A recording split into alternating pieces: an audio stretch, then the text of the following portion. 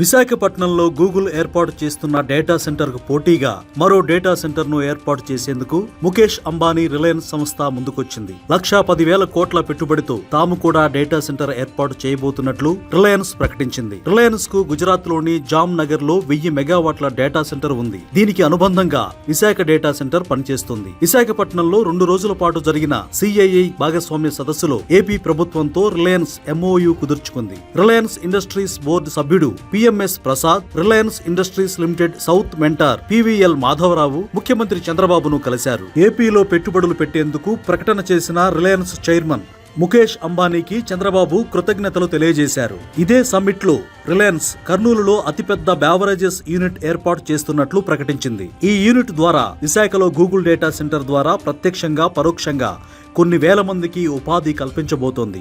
ఆసియాలో అత్యంత శక్తివంతమైన AI మౌలిక సదుపాయాలున్న నెట్వర్క్లలో ఒకటిగా విశాఖ డేటా సెంటర్ నిలవనుంది.